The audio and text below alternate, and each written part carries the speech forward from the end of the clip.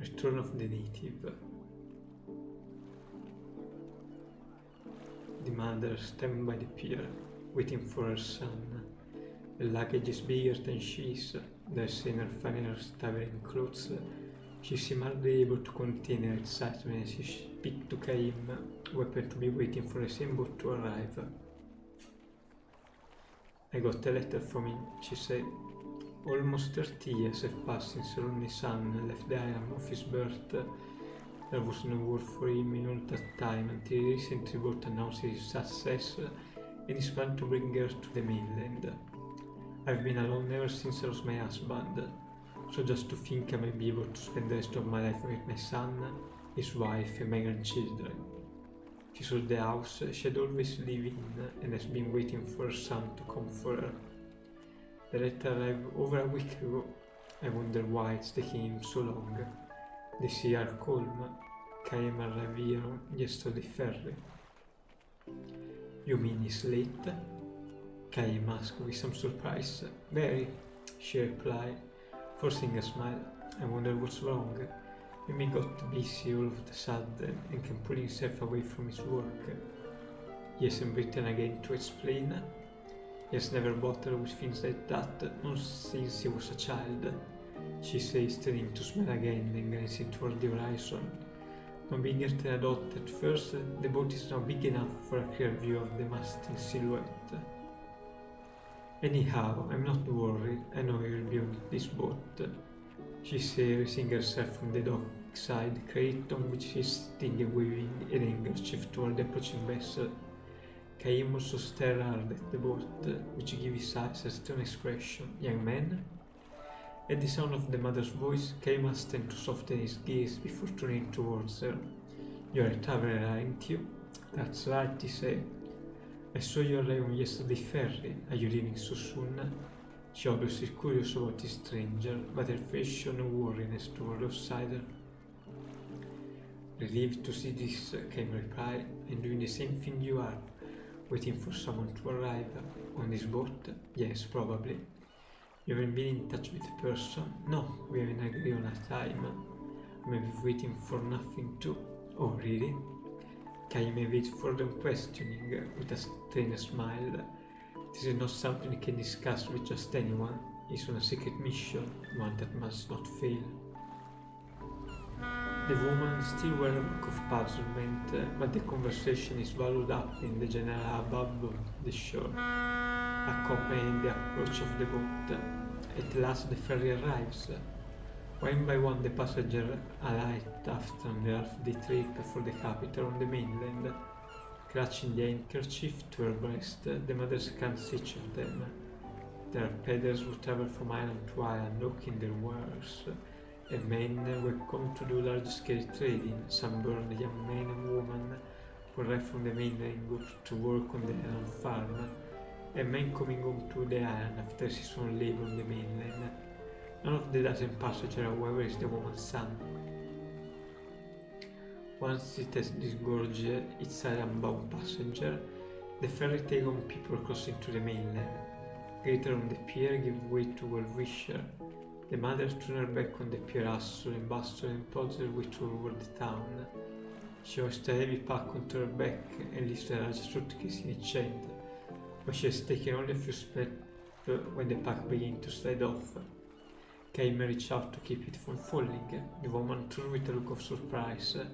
When she realized that Caim is alone, she asked, So your person didn't come either?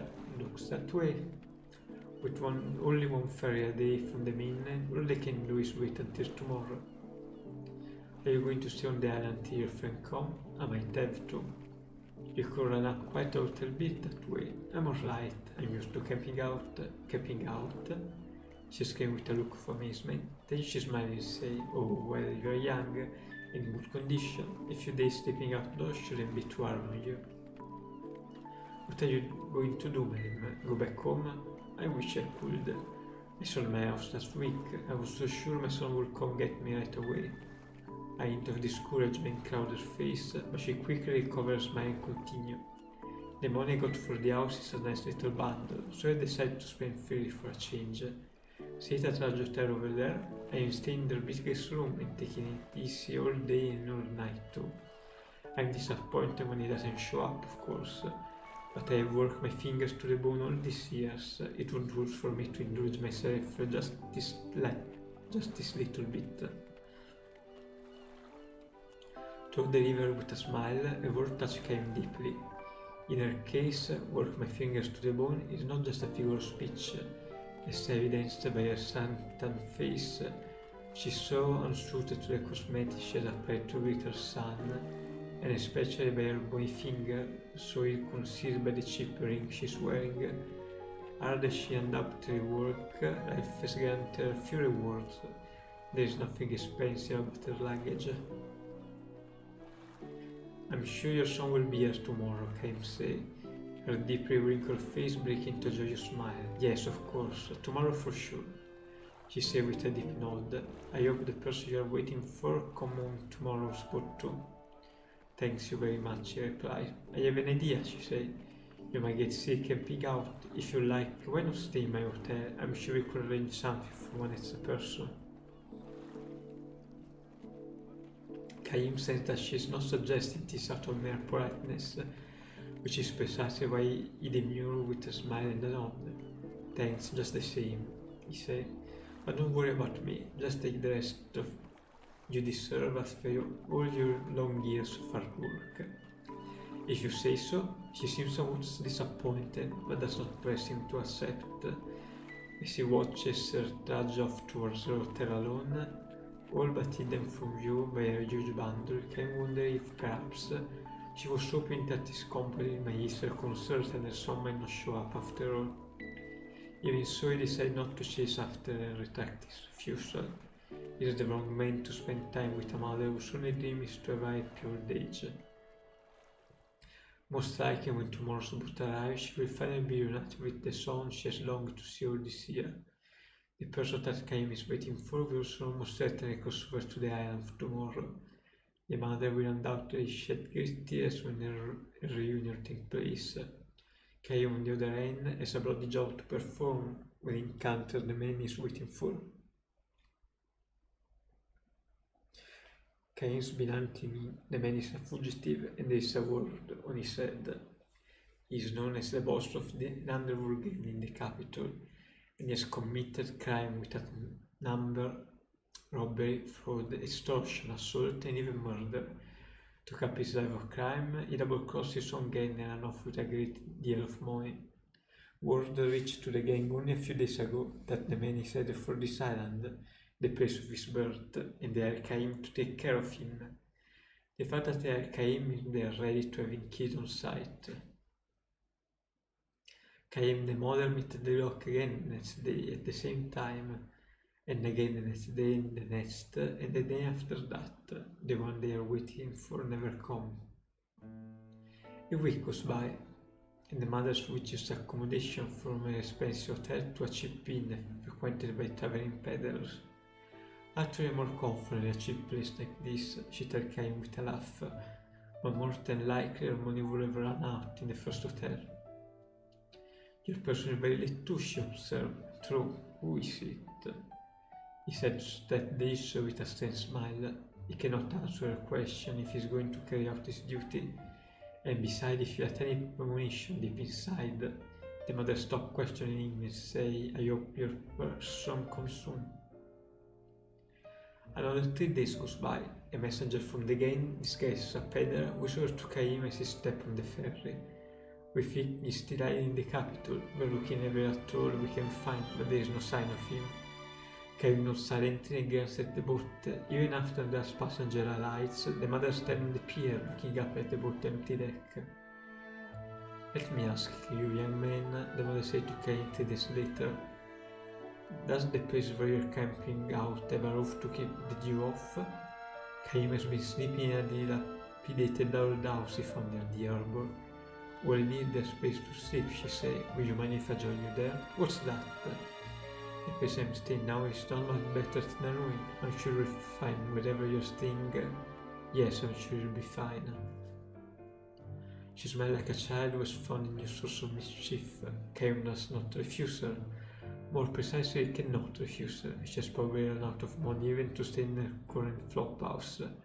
Kaim has noticed her cheap ring already disappearing from her bony fingers. As they pass the night in the abandoned building, the moon their only source of light, the mother, without prompting from Cain, spill out her memory of her son. They are by no means present memory, no his round neck, even for his rest year. The boy was hated by all the neighbors and caused his parents a good deal of shame. He would steal our money, stay out all night party, and before we knew it, he was the number one thug of the island. He was always getting into fights and bothering girls. During the island's annual festival, he would go wild and destroy property, so my husband and I would have to go around apologizing to everyone. The father, a skillstone mason, lost his job when the son was too valuable for the boss house. The mother could hardly walk down the street without being subject to the glares and finger pointing of the neighbor. Things got especially bad after her son set fire to the island assembly all just for fun. His parents resisted him badly, the boy misbehavior in the parent responsibility. The son became such a thug because his mother spoiled him rotten. It's the parent's fault, the father's fault, the mother's fault, your fault.